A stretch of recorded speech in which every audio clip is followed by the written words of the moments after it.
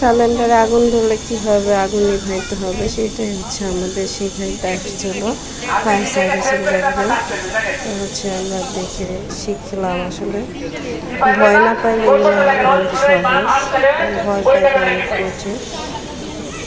এখানে সবাইকে হাতে ধরে শেখাই দিচ্ছিল যে কীভাবে আগুনটাকে নিয়ন্ত্রণ করা যাবে। কয়েকটা পদ্ধতি তারা দেখাইছে, এই জন্য হচ্ছে আপনাদের সাথে শেয়ার করলাম। আপনারা ঘরে বসে কিন্তু এই পদ্ধতিগুলো শিখে নিতে পারেন, কারণ বিপদ কার কখন আসবে বলে কেউ আসে না। যে কোনো সময় আমাদের বিপদ হতে পারে, আল্লাহ কি ভালো জানে কার কখন বিপদ আসবে। তো এই জন্য শিখে রাখা ভালো, সবাই এই জিনিসটা অন্তত শিখে রাখবে। বিশেষ করে বাসা বাড়িতে আমরা যারা থাকি, আমরা সবাই মনে সাহস রাখতে হবে এবং হচ্ছে শিখে নিতে হবে কীভাবে হচ্ছে বিপদ থেকে রক্ষা পাওয়া যায়। সেই পদ্ধতিগুলো অবশ্যই শিখে নেওয়া আমাদের জরুরি।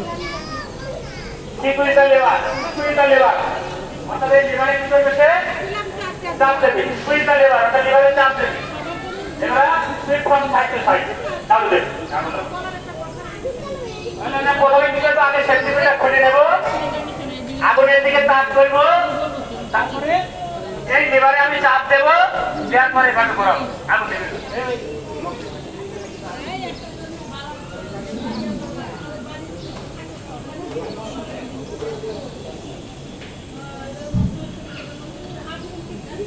আপনাদের যে কথা বলছিলাম যে হাতের কাছে যা কিছু পাবেন তাকে চাপা দেবেন, তার একটা টেকা না ফ্লাস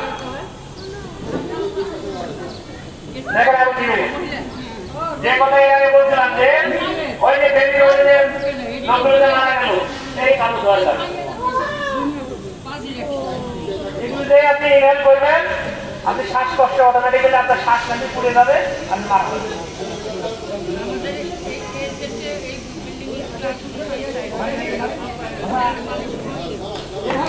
এভাবে যদি করেন আপনার বডি আগুন লাগতে পারে।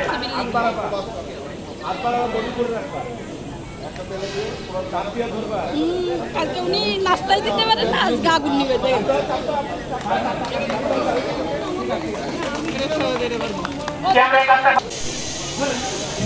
এটা ভালো বুদ্ধি,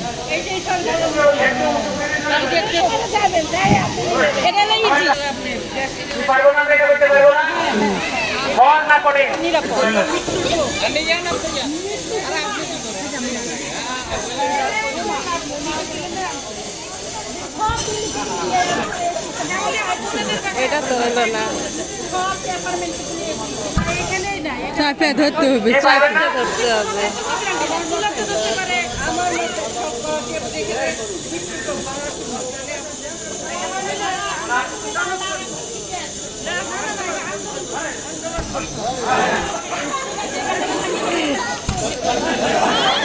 হবে না, এটা অনেক কঠিন হবে।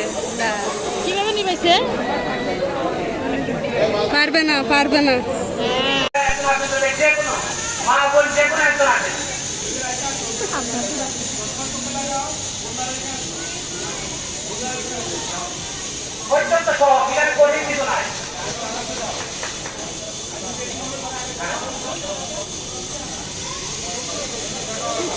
সুন্দরভাবে হবে মামনি, সুন্দরভাবে কোনো সমস্যা নাই।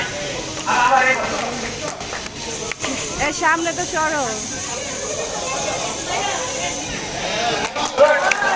আমি বলছি না যে সাহস কি হয়, যদি আপনার সাহস না থাকে আপনি পাইবেন, সাহস থাকলে আপনি নিশ্চিত পাইবেন।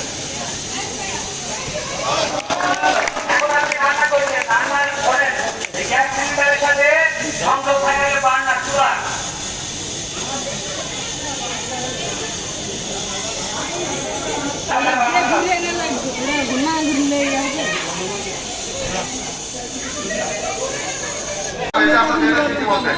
তাহলে আমরা কি কি শিখেছি? বস্তা দিয়ে আগুন নেভানো শিখেছি, দিয়ে আগুন নেভানো শিখেছি, গ্যাস সিলিন্ডারের মুখে হাত দিয়ে আগুন নেভানো শিখেছি, বস্তা দিয়ে গ্যাস সিলিন্ডার চাপ দিয়ে বন্ধ করা শিখেছি। আমি আপনাদের প্রত্যেককে অনুরোধ করবো অন্তত প্রত্যেকের বাসায় একটা করে বস্তা, থালার চটের বস্তা অন্তত রাখবেন, একটা বালতি সর্বক্ষণ ছোট বাচ্চা না থাকলে বাথরুমে ভরে রাখবেন। কখন আপনার আগুন লাগবে আমরা কেউ জানি না।